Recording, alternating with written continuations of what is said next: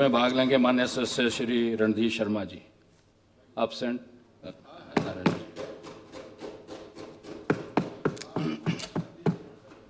दिखाई नहीं दे रहे थे। माननीय सभापति महोदय, 21 मार्च 2026 को माननीय मुख्यमंत्री जी ने अपना चौथा बजट प्रस्तुत किया और यहाँ पर इतना लंबा बजट भाषण दिया जो इतिहास में एक रिकॉर्ड बन गया। परंतु मैं कहना चाहूँगा कि ये बजट भाषण बजट पर कम और राजनीतिक दृष्टि से, राजनीतिक उद्देश्य से दिया गया भाषण था और इस भाषण को राजनीतिक भाषण भी बोला जाए तो कोई गलत नहीं होगा, क्योंकि बजट भाषण में तो बजट अनुमान, बजट प्रावधान और ज़्यादा से ज़्यादा अपनी सरकार की उपलब्धियों की चर्चा होती है। परंतु इस बजट भाषण में मुख्यमंत्री जी ने अधिकतर समय केंद्र की सरकार को, हिमाचल विधानसभा में विपक्ष को और पिछली भारतीय जनता पार्टी की सरकार को कोसने में लगा दिया। पानी पी पी कर भारतीय जनता पार्टी के नेतृत्व वाली केंद्र सरकार, पिछली भाजपा सरकार और अब विपक्ष की आलोचना वो करते रहे। और मुझे लगता है इससे ये बात तो स्पष्ट है कि मुख्यमंत्री जी भारतीय जनता पार्टी के फोबिया से ग्रस्त हैं, भाजपा फोबिया से ग्रस्त हैं। हालांकि राजनीतिक करने के, विपक्ष की आलोचना करने के अनेक मंच होते हैं, परंतु अगर इस बजट भाषण में भी उन्होंने आलोचना की है तो निश्चित रूप से मैं कह सकता हूं कि वो भाजपा फोबिया से ग्रस्त है। अध्यक्ष महोदय, जहां तक बात आरडीजी की जा रही है, हमने पहले भी इस विषय पर विधानसभा के अंदर भी बातें की है, विधानसभा के बाहर भी बातें की है और मैं आज भी कहना चाहता हूं, हमारे माननीय मुख्यमंत्री जी इस विषय को लेकर सिर्फ और सिर्फ राजनीति कर रहे हैं। उनको पता है, वो जानते हैं कि जब 15वें वित्त आयोग में आरडीजी टेपरिंग ग्रांट के रूप में दी थी तो अल्टीमेटली बंद होनी थी, परंतु अब बंद हो गई। ठीकरा भारतीय जनता पार्टी के सिर फोड़ा जाए, भारतीय जनता पार्टी के खिलाफ इस मुद्दे को भुनाया जाए, सिर्फ इस दृष्टि से मुख्यमंत्री और अन्य मंत्री भाषण दे रहे हैं और बातें कही जा रही हैं। ये संवैधानिक अधिकार है प्रदेश का। मैंने अध्यक्ष महोदय पहले भी कहा था, संविधान के सेक्शन आर्टिकल 275 भी, 280 भी, दोनों मैंने भी पढ़े हैं। कहीं भी आरडीजी, रेवेन्यू डेफिशिएंट ग्रांट शब्द आता ही नहीं है, तो आरडीजी कहां से संवैधानिक अधिकार हो गया? सेंटर फाइनेंस कमीशन की रिकमेंडेशंस पर ग्रांट्स देगा, ये इनमें लिखा हुआ है। तो ग्रांट्स तो आ रही हैं, पहले से भी ज्यादा आ रही हैं, चाहे पंचायती राज संस्थाओं और शहरी निकायों की बात हो। उस ग्रांट में तो इस बार 2000 करोड़ की बढ़ोतरी है। चाहे अनटाइड ग्रांट जो आप चाहते हैं ना, वो नहीं मिलनी। मैं भी जानता हूं कि अनटाइड की चर्चा है, हाँ जी, पर मैं ये बताना चाहता हूं, आरडीजी रेवेन्यू डेफिशिएंट ग्रांट थी, इसलिए थी कि आप अपना राजस्व घाटा समाप्त करो। परंतु दुख का विषय है कि हिमाचल ने उस आरडीजी का उपयोग रेवेन्यू डेफिशिएंट को खत्म करने, राजस्व घाटे को समाप्त करने के लिए नहीं किया। हिमाचल इस आरडीजी का उपयोग अपनी लोक लुभावने वायदों को पूरा करने के लिए करता रहा, जिसके कारण स्थिति यहां तक पहुंची। और अध्यक्ष महोदय, मैं अवस्थी जी को बताना चाहता हूं, बाप अपने बेटे को एक ही उम्र तक खर्चा देता है। 25-30 साल तक अगर बेटा ना कमाए तो कब तक खर्चा दिया जाएगा? हिमाचल तो 55 साल का हो गया। जब बेटा काम नहीं करेगा, कमाएगा नहीं, तो बाप के पास यही चारा है, खर्चा देना बंद करो ताकि वो मजबूरी में कमाए, खुद भी खाए, परिवार को भी खिलाए। तो इसलिए अगर हिमाचल ने अपने पैरों पर खड़ा करने का प्रयास नहीं किया, अब वो रहेगा। आप हिमाचल की पैतृक संपत्ति आपकी है, हिमाचल की पैतृक संपत्ति कोई नहीं ले रहा, कोई नहीं छीन रहा अवस्थी जी, परंतु उसका उपयोग करना। अवस्थी जी, मैं आपको जानकारी देना चाहता हूं, माननीय मुख्यमंत्री जी, आरडीजी बंद होने के बाद पूर्व केंद्रीय वित्त मंत्री और पूर्व केंद्रीय कानून मंत्री आदरणीय चिदंबरम जी से मिले थे। और अगर वो संवैधानिक अधिकार होता तो चिदंबरम जी कोर्ट जाने की सलाह देते, परंतु जब उन्होंने कहा कि इस पे भाई कुछ नहीं होना, तभी आप कोर्ट नहीं गए, तभी आपने बोला अब राजनीति कर लो, होना तो कुछ नहीं है। और आपने क्या किया? आरडीजी पर चर्चा की, सरकारी संकल्प पारित किया और इतिहास कायम कर दिया। 3 दिन स्थगित कर दिया, 30 दिन का अवकाश कर दिया। हम आरडीजी को लेकर प्रधानमंत्री वित्त मंत्री से मिलेंगे, परंतु हुआ क्या? मुख्यमंत्री जी 4 दिन दिल्ली रहकर आ गए, ना प्रधानमंत्री जी से मिले, ना वित्त मंत्री जी से मिले।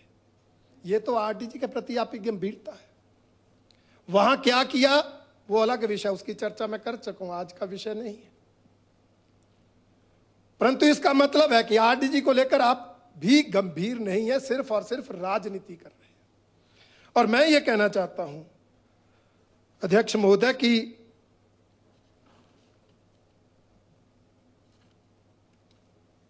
ये बजट मौका था। मुख्यमंत्री जी बार बार बातें करते हैं आत्मनिर्भर हिमाचल की, होना चाहिए। और ये बजट मौका था कि मुख्यमंत्री जी कुछ कड़े फैसले लेते, कुछ सही निर्णय लेते और हिमाचल प्रदेश को आर्थिक दृष्टि से अपने पैरों पर खड़ा करने की कोशिश करते, हिमाचल प्रदेश को आत्मनिर्भर बनाने के लिए कोशिश करते। परंतु इस बजट में वो प्रयास दिखे नहीं। मात्र कुछ % सैलरीज की अस्थाई 6 महीने के लिए कटौती करके प्रदेश आत्मनिर्भर नहीं बनेगा। आपको अनेक कड़े फैसले लेने पड़ेंगे, फिजूल खर्ची पूरी तरह बंद करनी पड़ेगी, भ्रष्टाचार पर 0 टॉलरेंस रखनी पड़ेगी, आपको एक्साइज पॉलिसी में सुधार करना पड़ेगा, माइनिंग पॉलिसी बनानी पड़ेगी, आपको पर्यटन क्षेत्र में नए डेस्टिनेशन डेवलप करने पड़ेंगे। और मैं तो ये भी कहना चाहूंगा कि नई परिस्थितियों में आपको अपनी जो चुनावी गारंटियां हैं उन पर भी पुनर्विचार करना चाहिए था। और शायद वो सलाह आपके फाइनेंस विभाग ने आपको दी भी थी। उस प्रेजेंटेशन के माध्यम से फाइनेंस डिपार्टमेंट ने आपको वो एडवाइस दी थी, परंतु आपने वो एडवाइस नहीं मानी और आपने वही रास्ता चुना। हिमाचल प्रदेश को कर्ज में डुबोते चलो, कर्ज लेते जाओ, घी पीते जाओ। उसी रास्ते पर आगे आपने चलना शुरू कर दिया। और ये बजट ना तो आर्थिक सुधारों को लेकर है, ना वित्त अनुशासन को दर्शाने वाला बजट है, ना फिजूल खर्ची को कम करने वाला बजट है। ये बजट तो पुराने ट्रेडिशनल स्टाइल पर चलने वाला बजट है। थोड़ा पॉलिटिकल फेवर डाल दिया है, पॉलिटिकल फ्लेवर डाला हुआ है, बाकी इस बजट में कुछ नहीं है। और सभापति महोदय, अगर मैं इस बजट की चर्चा करूं 53,928 करोड़ के बजट आकार का ये बजट 3586 करोड़ कम हो गया।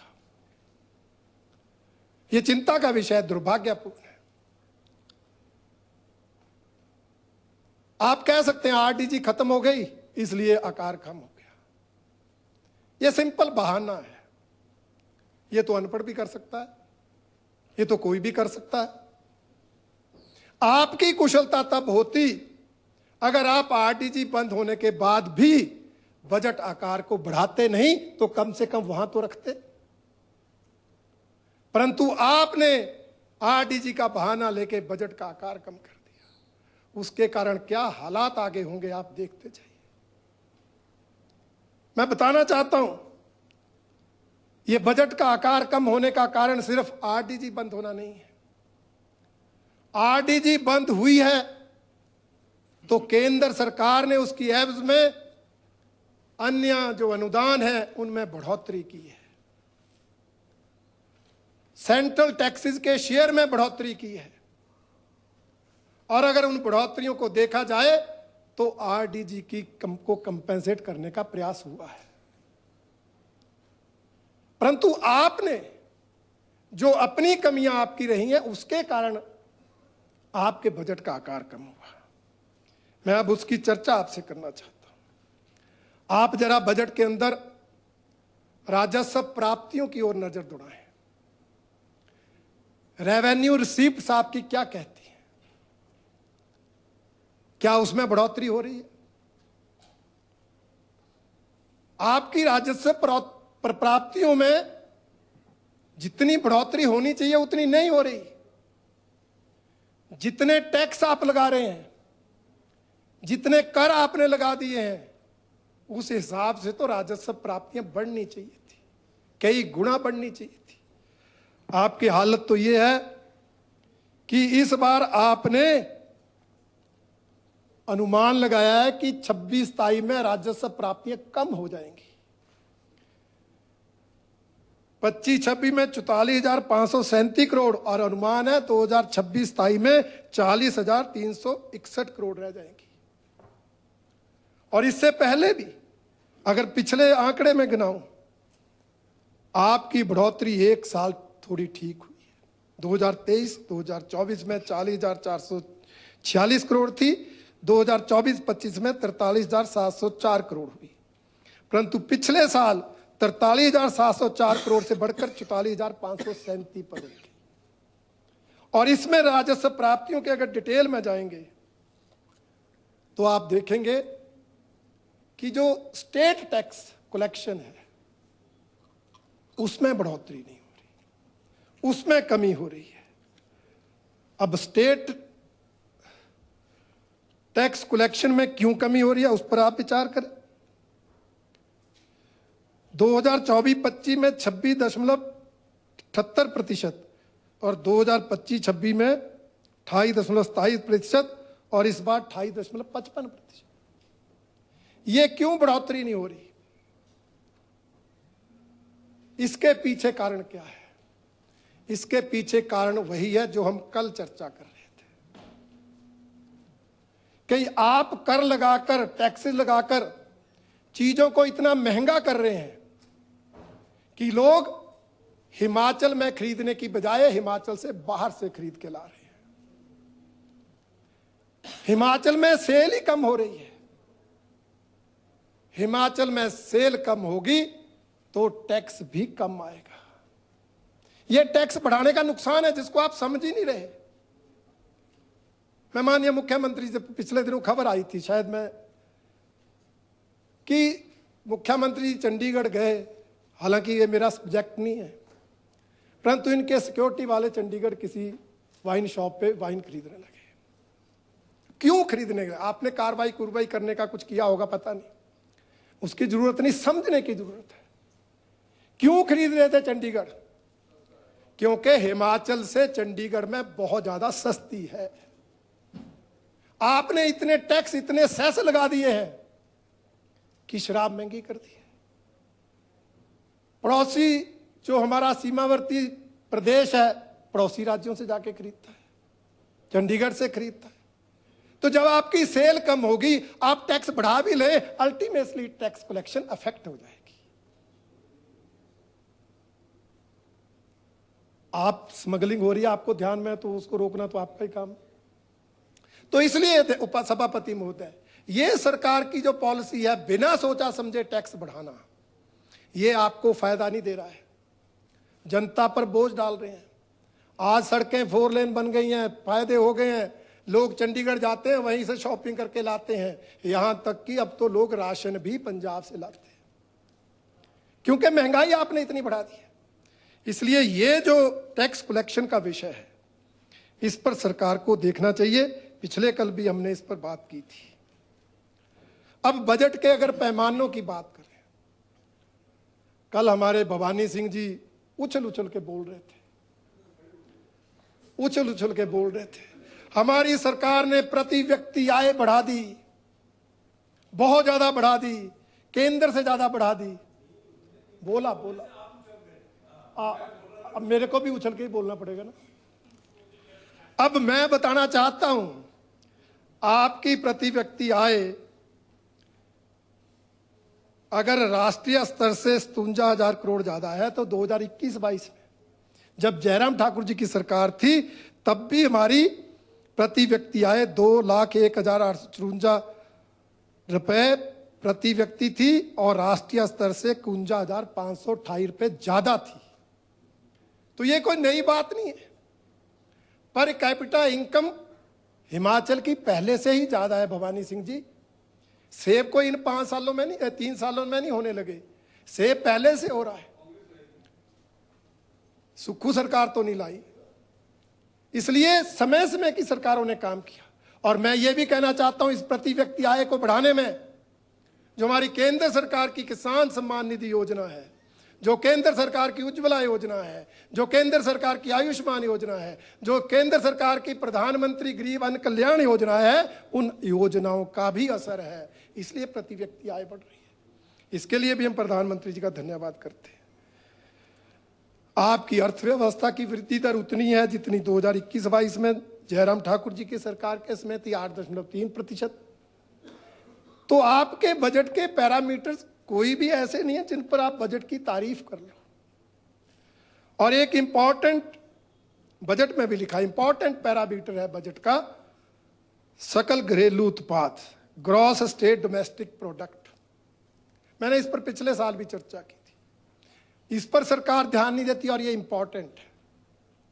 हम अपना सकल घरेलू उत्पाद बढ़ाते नहीं है, जीएसडीपी बढ़ाने की आवश्यकता है, क्योंकि इसी सकल घरेलू उत्पाद का 3% आप कर्जा ले सकते हैं।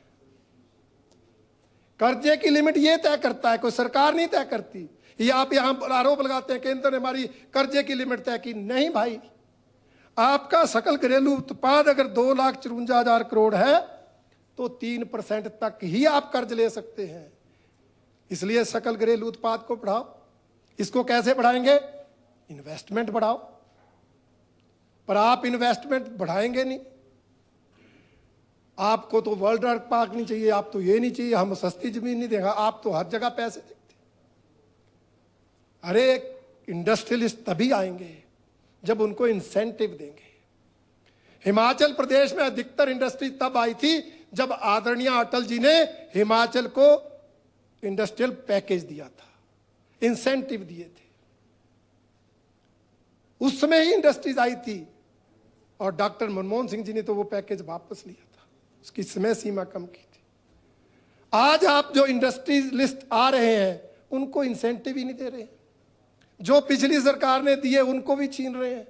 तो क्यों आएगा इंडस्ट्रियलिस्ट? जो बिजली हिमाचल में सस्ती होने का एक इंसेंटिव था उसको आपने महंगा कर दिया 20% बढ़ाकर। इंडस्ट्रीज आनी तो दूर, पुराने इंडस्ट्रियलिस्ट भी छोड़कर जा रहे हैं। इसलिए आपकी इन्वेस्टमेंट हो नहीं रही, नए शहर आप नहीं डेवलप कर रहे। अब जाके सोचने लगे जब समय विदाई का आ गया, अब कब शहर बनेंगे कब नहीं, परंतु हिमाचल को जो नुकसान होना था, ये सकल घरेलू उत्पाद का कम होना, ये बहुत ही बड़ा चिंता का विषय है। और सकल घरेलू उत्पाद राजकोषीय घाटा जो है वो सकल घरेलू उत्पाद का 3% ही होना चाहिए। ये आपका 4% से ज्यादा बढ़ गया है। ये इससे भी बड़ा चिंता का विषय है, इसलिए इस पर ध्यान देने की आवश्यकता है।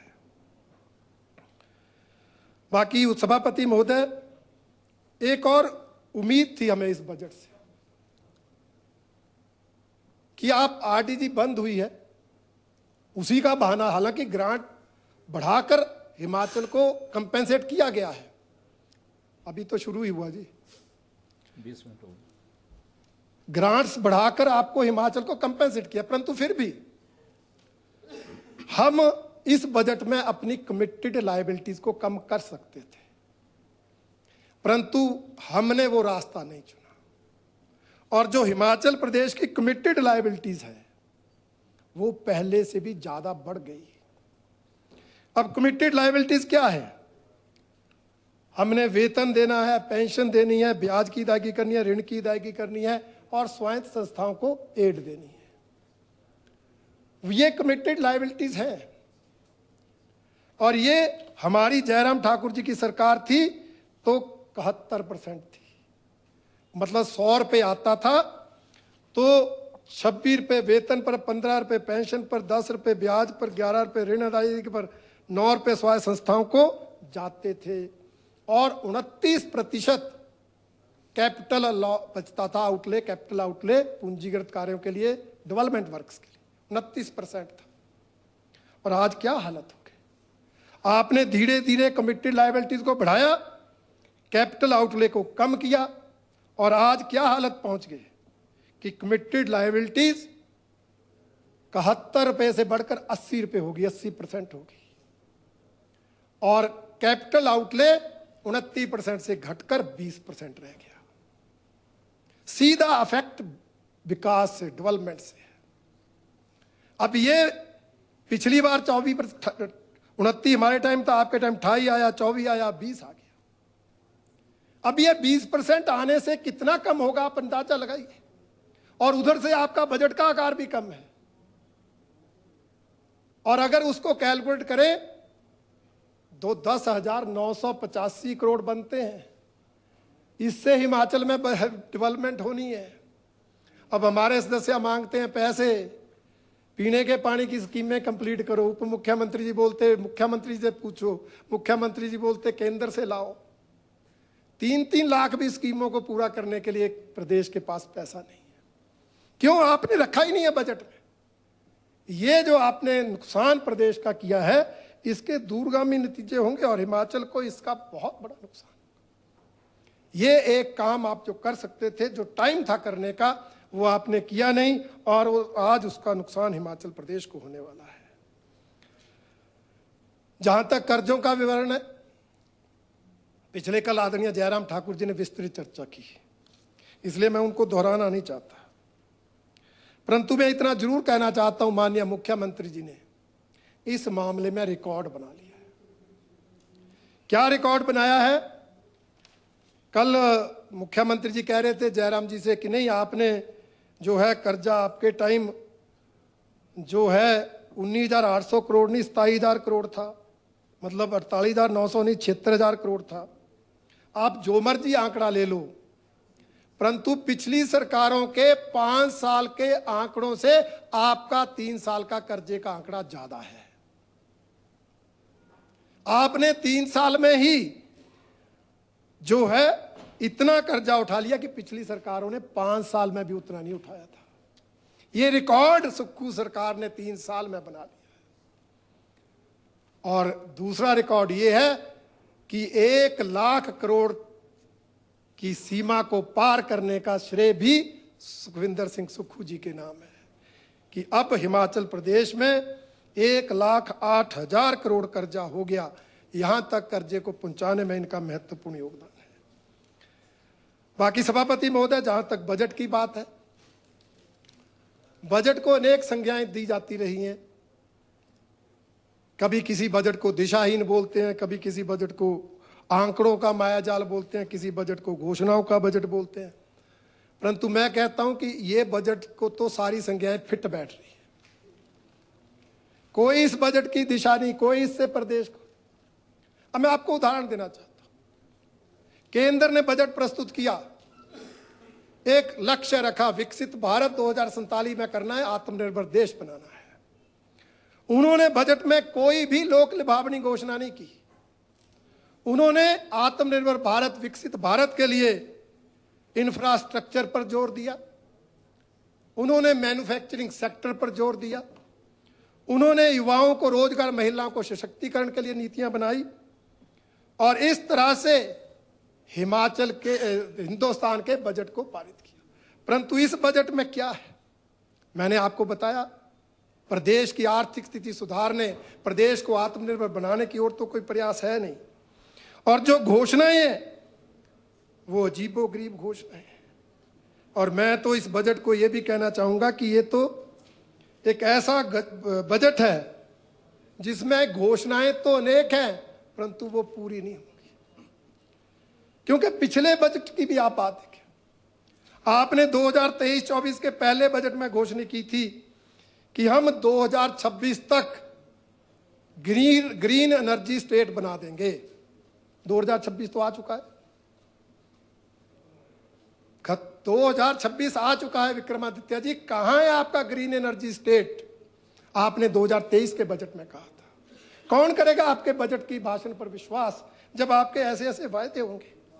और ग्रीन एनर्जी स्टेट तो छोड़ो, आप तो स्टेट को ग्रीन भी नहीं रहने दे रहे। इतना अवैध कटान हो रहा है कि जंगलों के जंगल साफ कर रहे हैं, हिमाचल प्रदेश की ग्रीनरी को तबाह कर रहे हैं। आपसे क्या उम्मीद की जाए? आपने कहा 2023-24 में कांगड़ा को पर्यटन की राजधानी बना देंगे, नोटिफिकेशन जारी कर दी। क्या किया कांगड़ा के लिए? एक चिड़ियाघर तो आपसे 3 साल में बना नहीं। एक चिड़ियाघर 2023 से चर्चा हर बजट में सुनते हैं, अभी तक वो पूरा हुआ नहीं। क्या आप टूरिज्म के लिए कर रहे हैं? आप बात करते हैं नशा मुक्ति केंद्र, 2023 के बजट में कहा था नशे की इतनी बड़ी समस्या है, मुख्यमंत्री जी बच्चों के साथ दौड़ते हैं, दौड़ लगाते हैं, क्या क्या करते हैं। 2023 की घोषणा थी कंडाघाट में नशा मुक्ति केंद्र खोलेंगे, आज तक कुछ नहीं हुआ। पिछले साल कह दिया सिरमौर में खोलेंगे, अभी वहां भी कुछ नहीं हुआ। ये आपके बजट की घोषणाएं हैं। आपने तो अपने पूर्व प्रधानमंत्री स्वर्गीय राजीव गांधी जी का भी नाम, उनके नाम से योजना चला दी, राजीव गांधी सब रोजगार स्टार्टअप योजना। क्या हुआ? कितने बच्चों को रोजगार मिला? कितने बच्चों को रोजगार मिला? ये आपकी योजना 2023 की है। इस बार आपने नई योजना शुरू कर दी, राजीव गांधी स्टार्टअप सब रोजगार सौर योजना। यार क्या अंतर है? आप क्या मजाक, किसका मजाक बना रहे हो?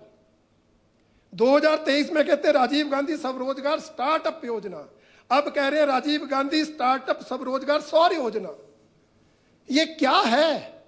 युवाओं के साथ तो मजाक है भवानी जी, ये तो माननीय राजीव गांधी जी का मजाक बना के रख दिया। उनकी भी आत्मा स्वर्ग से क्या कहती होगी कि क्या कर रहे हैं मेरे चेले, मेरे नाम का क्या उपयोग कर रहे हैं।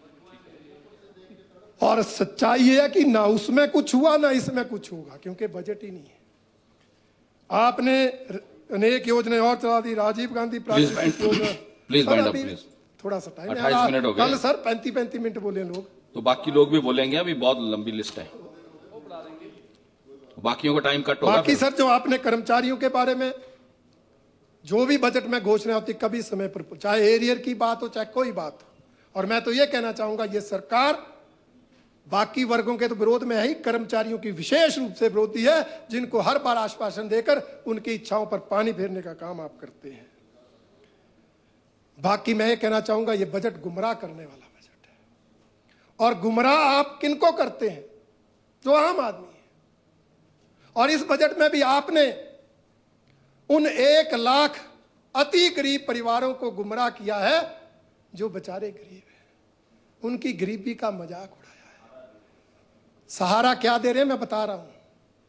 आपने बोला हम आपके परिवार को सुखी परिवार बनाएंगे, उसके लिए क्या करेंगे? 300 यूनिट बिजली मुफ्त देंगे। कौन सा गरीब परिवार है जो 300 यूनिट खर्च करता है? बताओ मुझे।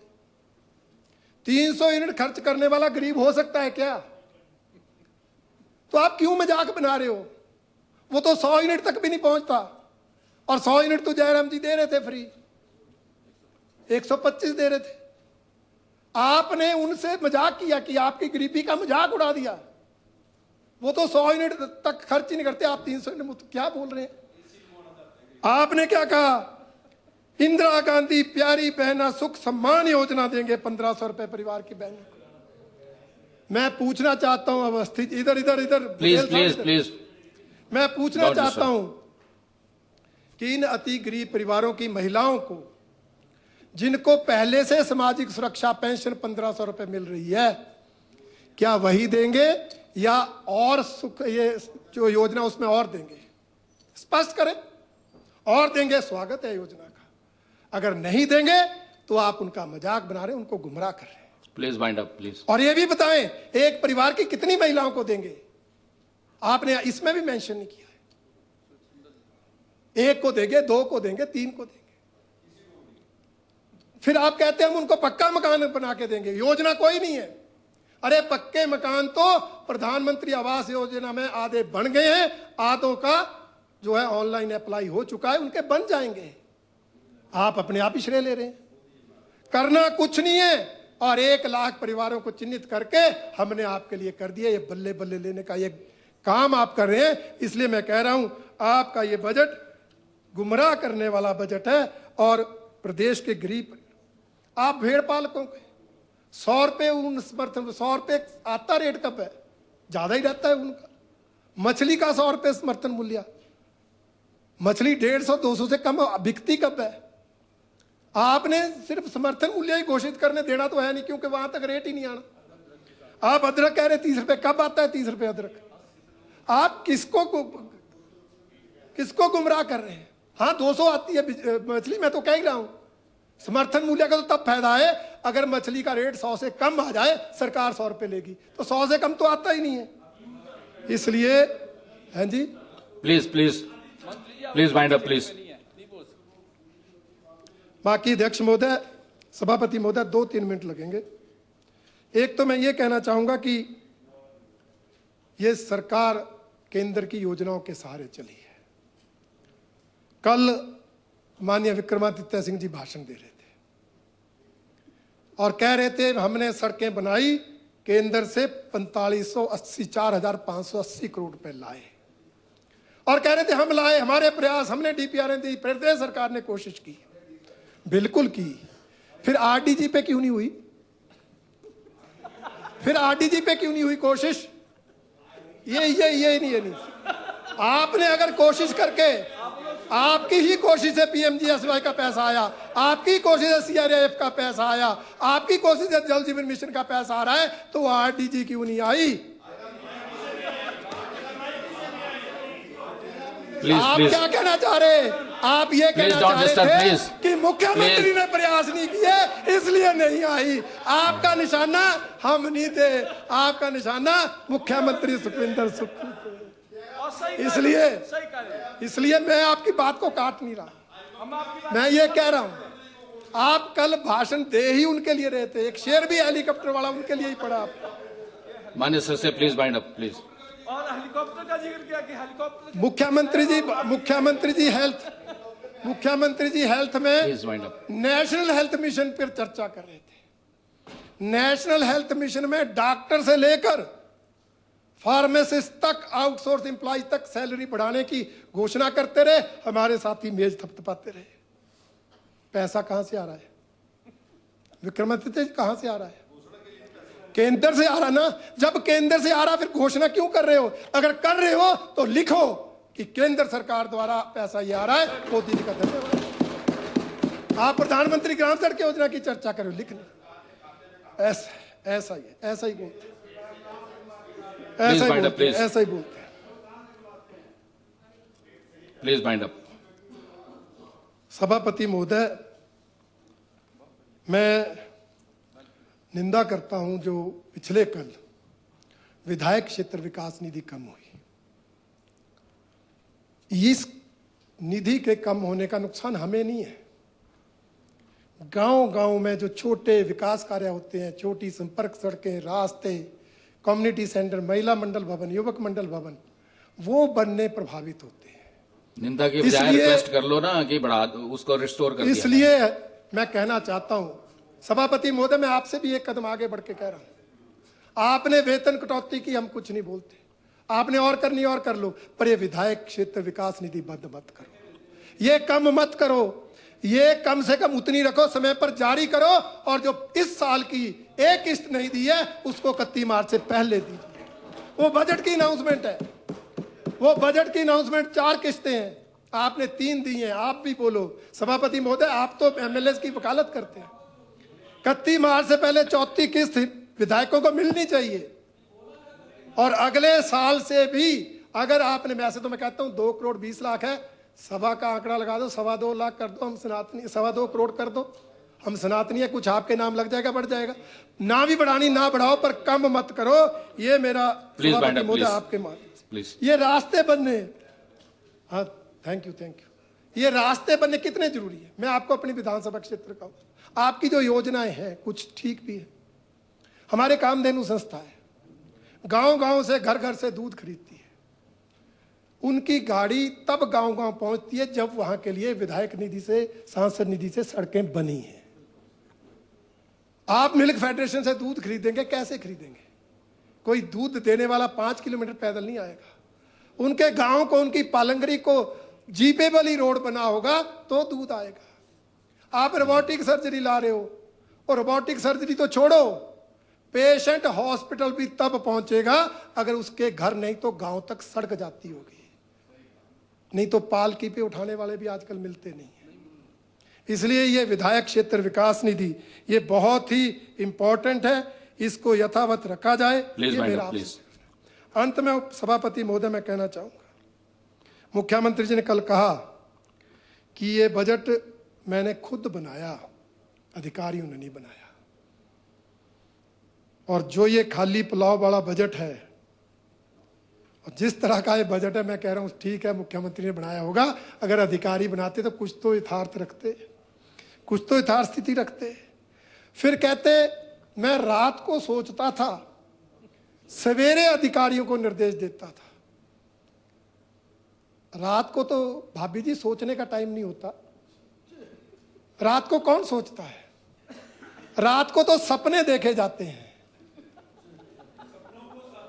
इसलिए ये बजट यथार्थ वाला बजट नहीं है, ये सपनों का बजट है, मुंगेरी लाल के हसीन सपनों का। और ऐसे सपने हैं जो कभी साकार नहीं होंगे, क्योंकि उसके लिए पैसा ही नहीं। इसलिए सभापति महोदय, ये जो बजट है ये दिशाहीन भी है, ये कोरी घोषणाओं वाला बजट भी है, आंकड़ों का मायाजाल भी है, जनता को गुमराह करने वाला भी है, और माननीय मुख्यमंत्री जी के मुंगेरी लाल के हसीन सपनों का बजट है, यथार्थ में कुछ नहीं है। इसलिए मैं इसका समर्थन नहीं कर सकता।